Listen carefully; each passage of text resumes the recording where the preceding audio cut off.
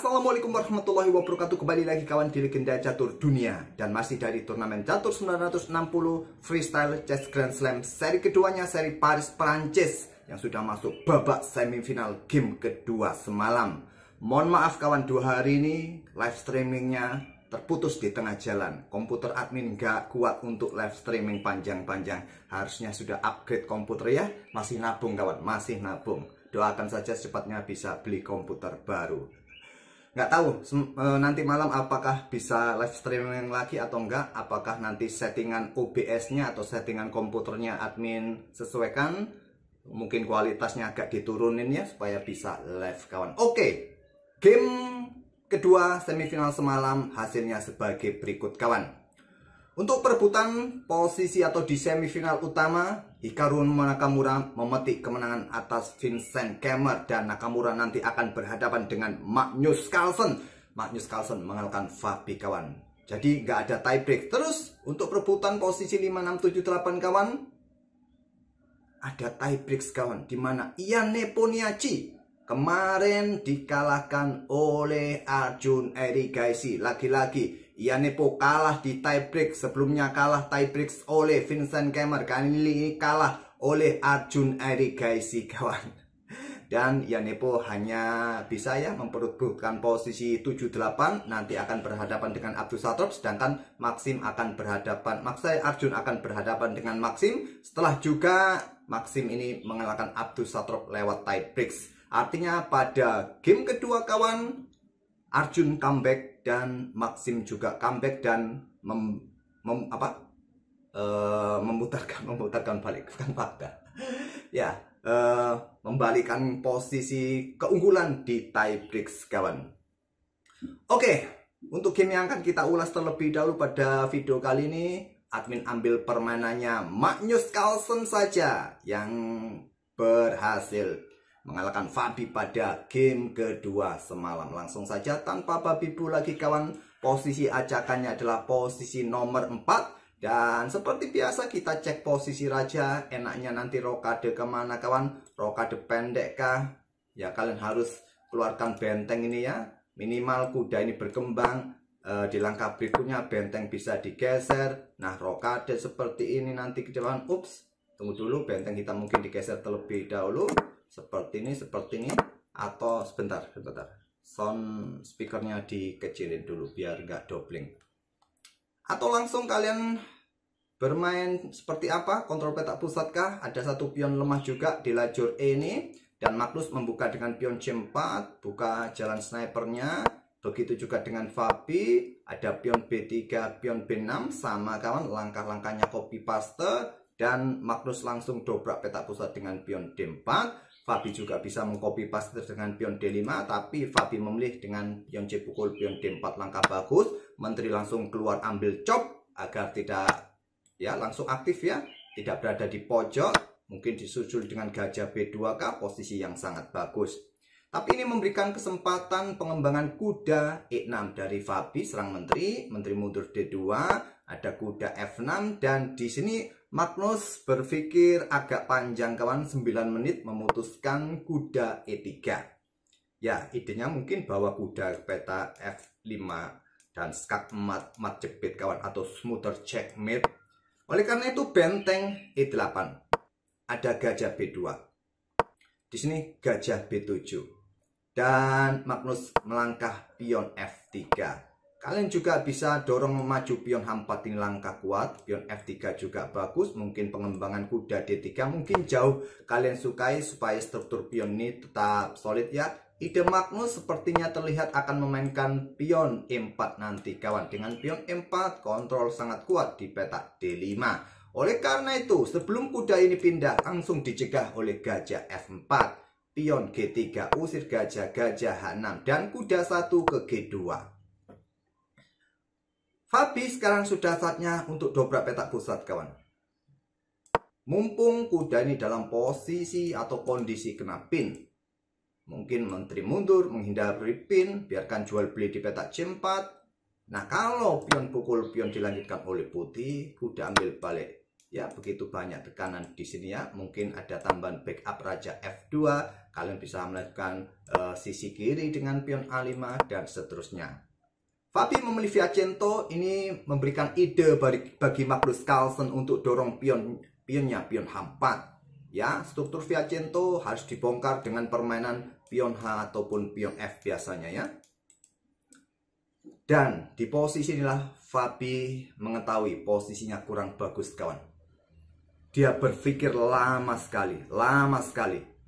Kita menunggunya semalam ya, lama sekali. 31 menit atau 34 menit kawan, 34 menit berpikir untuk mencari langkah menteri B8.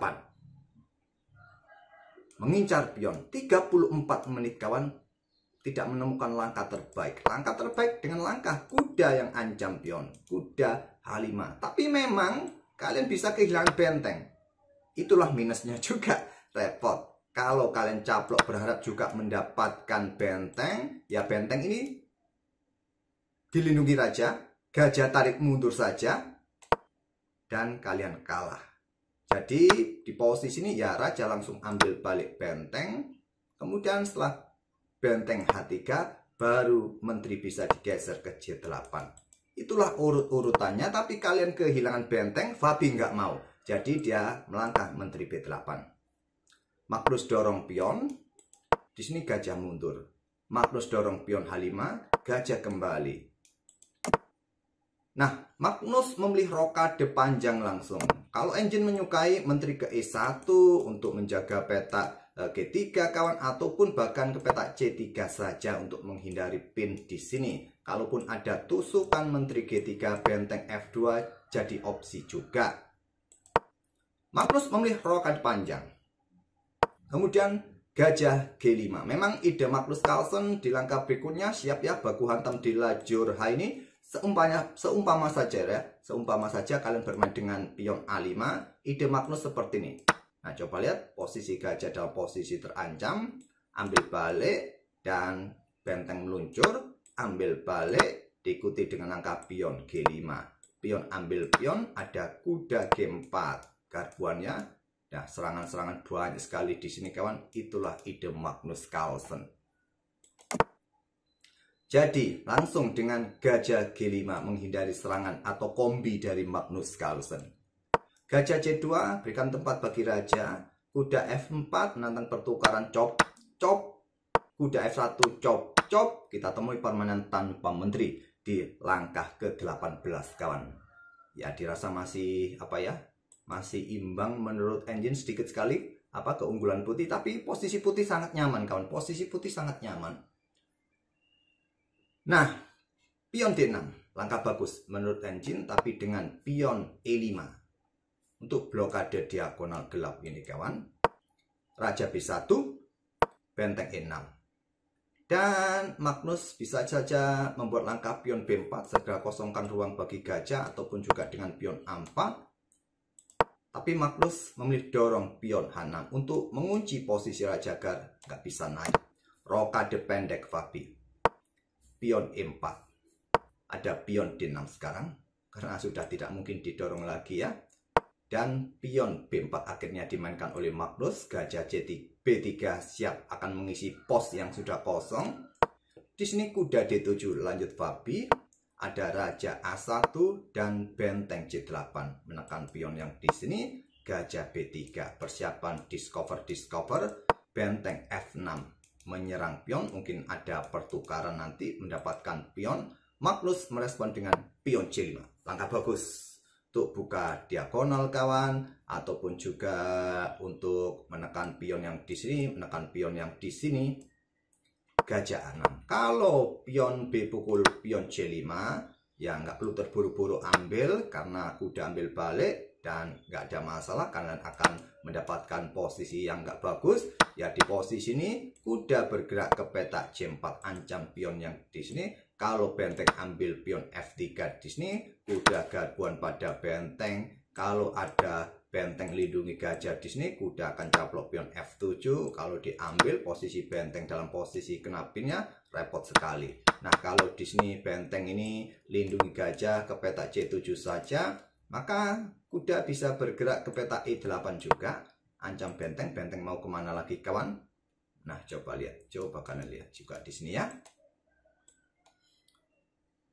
Di sini posisinya cukup kompleks juga kawan, cukup kompleks. Nah, kalau kalian sikat kuda di peta D2 seumpama saja ya. Nah, mungkin sekarang kalian buka permainan seperti ini, kuda dalam posisi terancam. Kalau dengan pion B langsung, nah ada ide pion G5 terlebih dahulu, benteng ambil pion F3, benteng ambil pion D6. Nggak bagus juga posisi hitam. Jadi langkah bagus gajah 6 dari Fabi. Gajah C4 menantang pertukaran. Kuda ke B8. Cukup logis juga untuk manuver-manuver untuk menghindari lajur D. Tapi yang bagus mundur saja gajah ini kembali kawan peta B7. Oke dengan kuda B8. Proteksi gajah. Tapi Magnus dorong pion B5. Nah, benteng ambil pion C5. Kalau gajah mundur, tentu pion C6 ya. Nah, gajah mau kemana? Mundur ke A8 kah? Bisa diikuti. Gajah tahan diri saja untuk lindungi proteksi pion. Kalaupun di sini ada pion A6, kuda bisa juga beraksi ke sini, kawan. Ke sini, ke sini. No problem buat putih. Posisinya akan semakin bagus tambah terimprovisasi. Jadi, benteng ambil pion C5, pion ambil gajah 6, gajah sikat kuda, menyerahkan gajah gelap, benteng ambil balik, benteng ambil gajah C4, cop, cop, cop, cop. Dan kalau kalian melihat posisi putih, kira-kira kalian mau melangkah apa kawan? Posisi pion terancam, posisi pion di sini terancam. Mungkin kalian melihat langkah seperti ini, gajah diluncurkan sikat pion E5, langkah bagus. Inilah langkah Magnus Carlsen ini. Ancam benteng, ancam pion. Di sini benteng E6. Kalau benteng ambil pion F3, ancamannya di belakang kawan. Skak mat. Nah, kalau benteng ini mundur, jaga baris belakang, maka benteng siap dobling. Kalian buka ruang ya pastinya. Kalian buka ruang pastinya. Ya, kalian bisa bermain dengan pion G pukul. Kalau ambil balik di sini kawan, bisa bermain ya, lajur G terbuka. Kalau kalian tahan, kalian mau main seperti apa? Sini kah? Kena pin, repot sudah kawan, repot. Jadi benteng E6. Gajah caplok pion ancam kuda. Kuda caplok pion A6. Dan sudah saatnya benteng ini diaktifkan, terutama untuk didobling. Tapi Magnus, gajah B8. Korbankan gajah, benteng meluncur, potensi skak mat, nggak bisa diambil gajah. Tapi ini memberikan kesempatan bagi Fabi untuk tetap melanjutkan game. Tapi sayangnya Fabi blunder juga dengan benteng E8. Raja F8 yang bagus kawan. Kalau gajah ambil pion yang di sini, kalian bisa ancam gajah ya. Ups, dengan benteng di sini maksud saya. Benteng di sini, benteng yang di sini untuk menjaga pionnya. Nah, gajah kalian mau kemana? Bisa kalian backup dengan benteng skak, raja maju, dan benteng A8. Coba lihat perwira kalian. No good sama sekali. No good ya. Nggak bagus sama sekali. Sayangnya Fabi melewatkannya kawan. Nah, gajah ambil pion A7 lanjut Magnus. Gajah B5. Gajah D4 kembali mundur kawan. Di sini ada kuda C7. Gajah F6 kunci pion F. Pion H sudah terkunci dari tadi. Ada kuda E6. Magnus dobling bentengnya sekarang juga. Persiapan menusuk baris ke-7. Ada benteng A4. Benteng angkat naik ke baris ketiga untuk menjaga potensi dari serangan benteng hitam. Dan kosongkan ruang bagi benteng ini kawan untuk bergerak ke peta D2 nanti. Dan pion G5 karena sudah tidak punya langkah yang bagus lagi ya. Pion G5 saja didorong. Di sini benteng naik ke D2. Pion B4. Raja geser. Menghindari pin ya. Menghindari serangan dari pion nanti ke depan. Supaya benteng ini nggak menjaga baris ketiganya terus. Nah, benteng E A8. Dobling menyerang pion. Kemudian Magnus dengan langkah gajah E7. Menekan pion yang di sini. Benteng kembali. Magnus juga kembali. Dan kembali lagi benteng. Magnus sekarang melangkah dengan benteng B2. Improvisasi kawan. Santai, nggak perlu terburu-buru untuk menekan baris belakang karena masih cukup kuat. Ada kuda, ada benteng. dan juga nggak bisa geser ke lajur C ya, ada pion yang mengganggu. Targetnya sekarang pion petak B4, benteng turun ke A6, ada benteng digeser ke B3, kuda F8 mungkin siap manuver ancam gajah di sini nanti ke depan. Nah, setelah gajah ambil pion G5, ya tadi selain kuda ini mundur ke F8 siap manuver, juga ada discover ya, maaf. Nah, setelah gajah ambil pion G5 sekaligus jaga pionnya, akhirnya Fabi menyerah karena sudah nggak mungkin lagi melawan Magnus Carlsen yang unggul 2 pion, di mana posisi raja ini terkunci nggak bisa bergerak kecuali dorong pion lagi seperti ini ya, mundur saja ke petak D2. Target berikutnya pion ya. Kalau kalian dorong pion ini juga jatuh, pion ini jatuh, nggak bisa di backup lagi kawan. Masih cukup panjang, ancaman skakmat masih jauh, tapi dengan keunggulan 2 pion dan pion ini lemah bisa jatuh, ya nggak bisa dilawan Magnus Carlsen. Kecuali apa? Nggak ada kecuali kalian ngeyel seperti Abdus Satorov kemarin lusa. Nah, Fabi nggak gitu ya, posisinya tahu betul dia dalam posisi yang jelek, posisi kalah, ya menyerah saja dengan terhormat. Di langkah ke-44, Magnus lolos ke babak berikutnya, bertemu dengan Hikaru Nakamura. Kita tunggu saja, dan untuk video nanti siang, coba kita nanti lihat gamenya Nakamura kah kawan? Ya kita lihat saja, atau gamenya Yanepo dihajar Arjun, bagus juga, sangat pendek, 24 atau 27 langkah ya kemarin, tidak lebih dari 30 langkah. Oke, semoga bisa menghibur. Seperti biasa, tinggalkan jempol kalian, jejak kalian ya, like kalian. Terima kasih. Wassalamualaikum warahmatullahi wabarakatuh.